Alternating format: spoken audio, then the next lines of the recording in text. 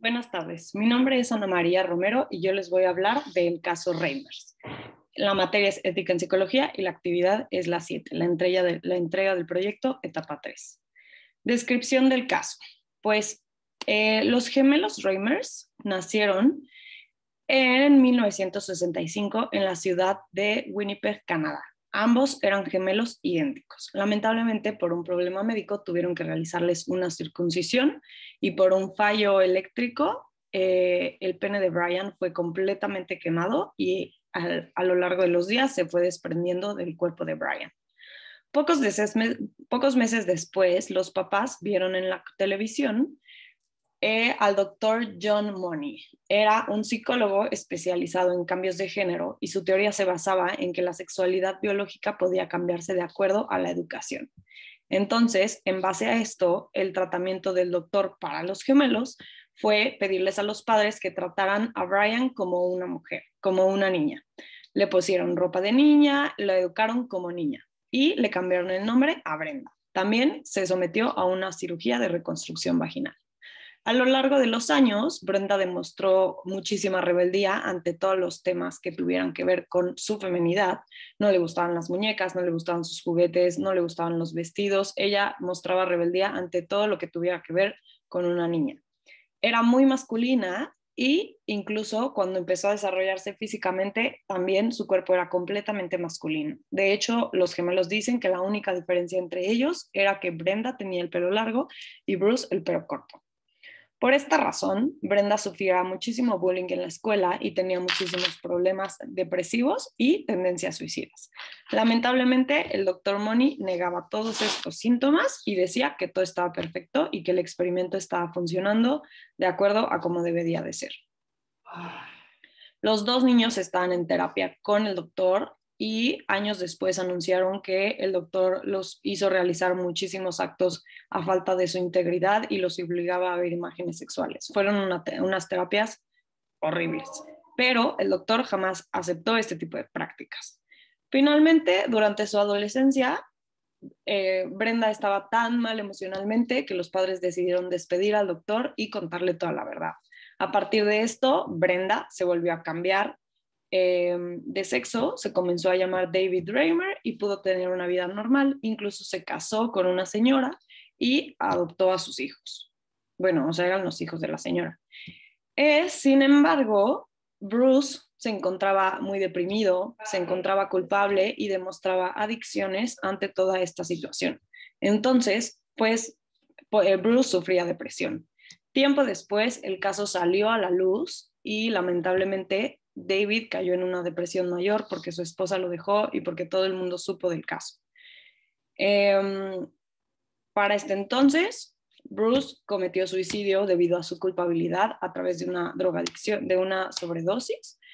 Y tiempo después, David también cometió suicidio y se dio un disparo porque no podía soportar la presión de que el caso fuera tan público. Muy bien. A continuación presentamos el familiograma. Como pueden ver, Ron Reimer es el papá y Janet Reimer es la mamá de ellos dos. Ambos tuvieron estos gemelos idénticos, por eso hay una línea que los une y son un cuadrado porque fueron hombres y la mujer es un círculo porque fue mujer. Ambos nacieron en 1965 y Brian Reimer se suicidó bajo una sobredosis. David, en cambio, se casó con Jen Fontaine en 1920, pero se divorciaron en el 2004. Como podemos ver en el familiograma, Jane estuvo casada también con un hombre, se divorció y de ese hombre tuvo 3 hijos. No se sabe mucho, no hay mucha información al respecto y todos estos están encirculados porque eran los que vivían juntos. Muy bien. Los principios y las normas de conducta ética que el psicólogo se agrede son los 4 principios. El respeto al derecho y a la dignidad de las personas. ¿Por qué? Porque los gemelos tenían derecho a saber la verdad sobre su situación, principalmente Brian, y los gemelos tenían derecho a decidir si ellos querían seguir asistiendo con el doctor o no. El doctor durante las terapias y durante todo el proceso jamás respetó su dignidad, jamás respetó su libertad e incluso los hacía hacer cosas atroces. El cuidado responsable, pues obviamente como psicólogo jamás cuido de ellos. El psicólogo siempre vio por sus experimentos, por su teoría, por sus pensamientos personales. Él solo quería utilizar este caso para demostrar su teoría, jamás vio por la salud emocional, física ni mental de sus pacientes. La integridad en las relaciones, pues obviamente falló, tuvo una muy mala relación con los niños debido a que prácticamente abusó sexualmente de ellos.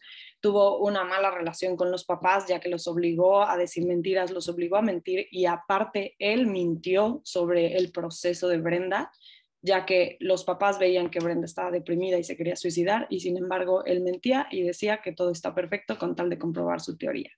Y por último, la responsabilidad hacia la sociedad y hacia la humanidad.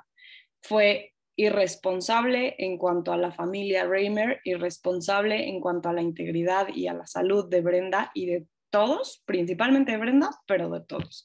De alguna manera, él nunca vio por sus pacientes, nunca vio por la familia, solamente vio por sus motivos personales para poder comprobar sus teorías. Y a pesar de que veía de que las teorías estaban saliendo mal, él no hacía nada al respecto porque quería estar completamente seguro de que sí existía.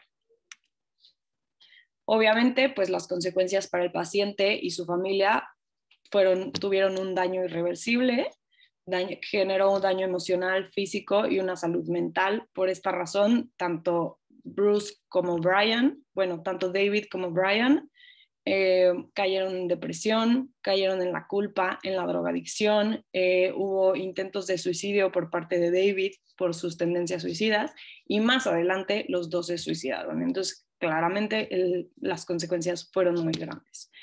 En lo personal, yo creo que existió también una relación familiar agredida debido pues a que no sabemos cuál fue la reacción de los hijos con los padres, pero nos hablan un poco de la culpa que sentía el gemelo Brian al respecto y no sabemos realmente, pero lo más seguro es que se hayan generado sentimientos y emociones hacia los padres por esa gran mentira. Entonces debió de haber existido esa relación familiar agredida.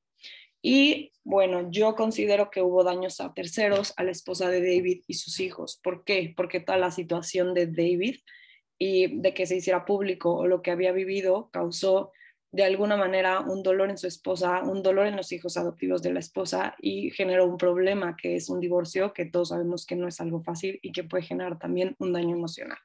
Entonces, las consecuencias fueron terribles, definitivamente fue un caso muy feo.